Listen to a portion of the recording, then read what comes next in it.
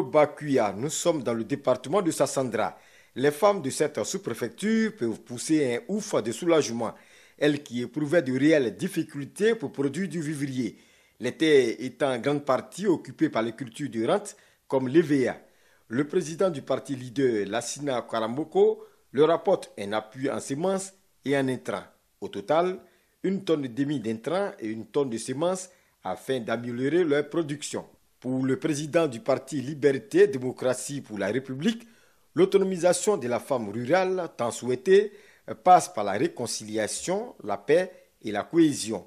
D'où cet appel à tous les partis politiques. C'est à travers ces gestes-là que nous pouvons renforcer la cohésion sociale. C'est à travers ces gestes que nous pouvons renforcer, n'est-ce pas, la réconciliation. Nous sommes venus contribuer, participer avec le peu de moyens que nous avons pour que nous allons véritablement à la réconciliation dont le pays a tant besoin. On sème le riz, le maïs, le gombo, les aubergines.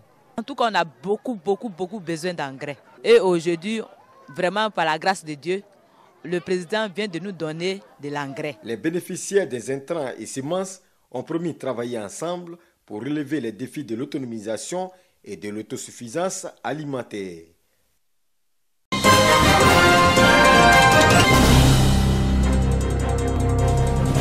Dans cette plantation à Petit Yapo, dans la sous-préfecture d'Agboville, des accidentés de travail et malades professionnels.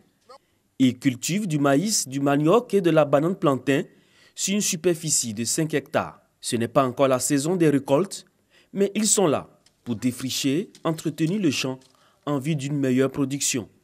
Ici, ces anciens travailleurs reprennent goût à la vie. Le retour à la terre leur permet aujourd'hui d'être autonomes financièrement et de se sentir utiles pour la société. Ils bénéficient du soutien de l'ANADER, l'Agence nationale d'appui et de développement rural, et du ministère de l'Emploi et de la Protection sociale. Ils sont passés par des formations déjà que nous leur avons données. Ce sont des accidentés et malades. Ils ont vraiment besoin de l'appui de l'ANADER pour continuer et réussir surtout leur projet. Et quitter dans cette précarité qu'a causé la maladie ou l'accident. Malgré leur handicap, ces accidentés de travail et malades professionnels ont gardé la même ardeur pour le travail. Une abnégation qui leur a déjà permis de produire et récolter un champ de tomates à Nguinou, dans le département de Bongouanou. Avec ses projets agricoles, la Fédération ivoirienne des accidentés de travail et malades professionnels veut favoriser la réinsertion socio-professionnelle des personnes victimes du travail et donner l'opportunité aux jeunes d'acquérir un emploi. C'est le lieu de lancer un appel solennel à tous les jeunes de Côte d'Ivoire, toutes tendances confondues, à s'approprier nos idées de réinsertion. Tous ces projets vont permettre aux accidentés de travail de s'assouvir. Avec la réalisation de cette plantation, la Fédération ivoirienne des accidentés de travail et malades professionnels envoie un message. L'accident de travail et la maladie professionnelle ne doivent plus être comme une fatalité.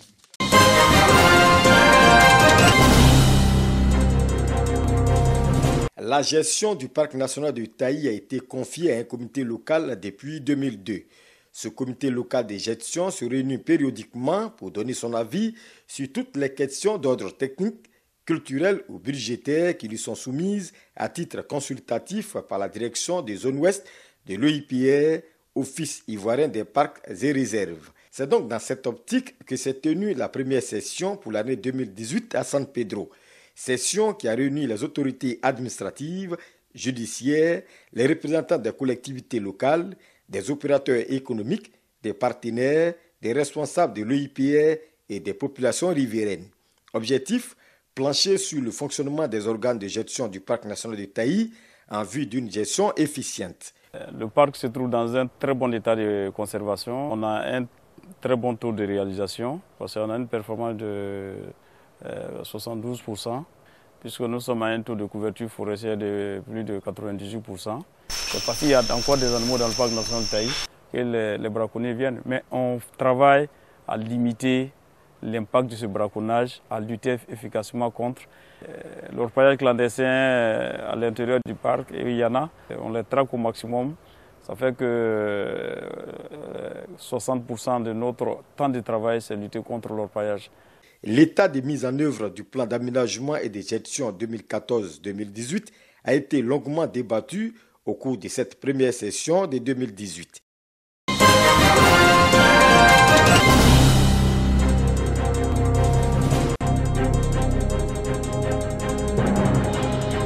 Bousoukro, village situé à environ 8 km de Ndoussi, 14 km de Tiassalé et 2 km de l'autoroute du Nord dans la région de Landébi-Tiassa. À Bousoukro vit Véronique, la soixantaine révolue. Veuve et mère de 3 enfants, cette ménagère est inconsolable. Motif, des éléphants ont tout dévasté dans son champ. Bananier, cacaoyer, tarou, tout. Elle a tout détruit. C'est elle, ma dernière fille. Elle ne travaille pas. Son grand frère ne travaille pas. Comment elle manger? Comment elle vivre? Comme Véronique, ils sont nombreux, les habitants de Bousoukro, à faire les frais de ces pachydermes. Certains habitants ont réussi à filmer à l'aide de leur téléphone portable ces éléphants à proximité du village. Pour constater l'ampleur des dégâts, direction les champs. En coup de route, des traces et pas de ces mammifères herbivores nous sont présentés par des jeunes du village, nos guides. Après plus de 2 heures de marche, nous trouvons un fils du village, Anselme, lui aussi victime. Voilà leur base. Le jeudi, je suis venu les trouver. J'ai trouvé les deux mâles ici. Maintenant, il y a un qui s'est dirigé sur ce côté, l'autre est parti sur ce côté. Et celui qui est parti sur ce côté, en partant même ma pépinière de cacao que j'ai fait à côté là, a tout gâté. Voilà son déchet qui est dans l'eau. Voilà.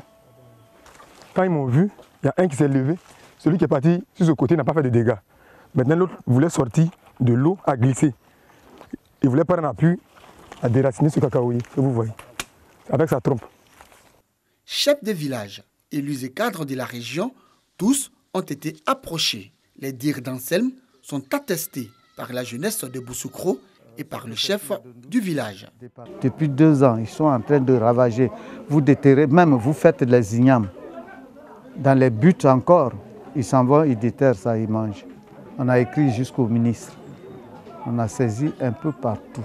L'emblème du pays, c'est l'éléphant. Donc on ne peut pas faire du mal à l'éléphant. En même temps aussi, le pays se repose sur l'agriculture. Et on interpelle les jeunes à faire retour à la terre. Et depuis 2 ans, l'éléphant fait des affamés. Toutes les récoltes que nous faisons, sincèrement, on ne peut pas jouir de ça. La présence des éléphants dans les champs des habitants du village de Bousoukro, une situation inquiétante. Ce qu'on nous dit, il faut des moyens colossaux pour faire partie de ces éléphants-là. Que nous ne savons même pas d'où ils viennent, peut-être ils viennent des parcs nationaux. Donc il faut vraiment que les autorités puissent prendre ce problème-là à bras le corps pour nous, car vraiment c'est une population en souffrance véritable. Le temps qu'une solution soit trouvée, les populations de Bousoukro craignent pour leur vie, obligées qu'elles sont de dormir les yeux entrouverts.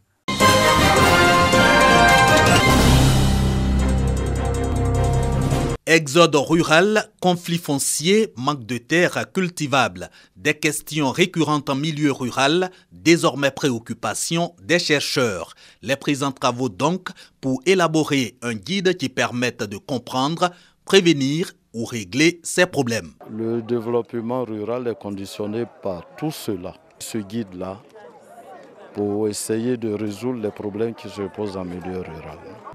Et en abordant ces problèmes, il faut utiliser les méthodes. Et de telle sorte que la population elle-même comprenne que vous venez pour les aider et non pour les diviser ou pour les repousser. Aussi envisager des méthodes culturelles adaptées au changement climatique, un cadre réglementaire des migrations internes ou entre États.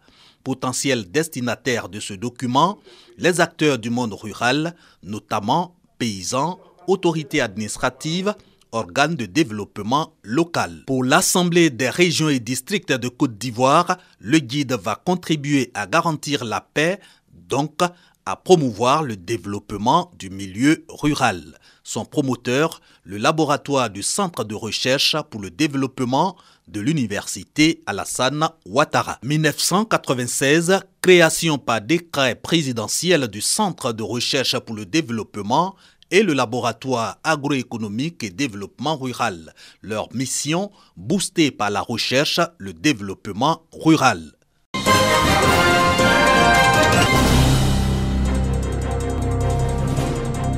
Cour royale de Sakassou, rencontre des cadres, des chefs et des responsables de jeunesse des 172 villages du département de Sakassou. Au centre des échanges, le renouvellement des instances dirigeantes du réseau des cadres du département. Ces réseaux se veut le creuset des filles et fils avec un seul objectif, le développement local. C'est Paul Akoto Yao qui a été désigné en qualité du doyen des cadres pour conduire le projet de développement mis en veilleuse depuis une décennie. Nous sommes tous des frères, mais en priorité, ce sont les jeunes qui m'entourent. C'est eux, je leur ai dit, c'est vous qui allez me dire ce que je dois faire. Les membres du nouveau bureau ont été présentés à la reine des Baouli. Nana Akwa Boni II a exhorté les fils du Walebo à s'unir pour amorcer le développement de la localité. Message bien perçu par les cadres. Nous sommes sur la bonne voie et nous allons aller de l'avant. Sakassou ne les reculera plus. Le peuple de Walebo, derrière la reine, derrière son doyen Paul Akoto Yao. Le nouveau bureau du réseau des cadres du département de Sakassou s'est assigné pour mission de rassembler les cadres autour d'un seul idéal, celui de l'essor de leur terroir.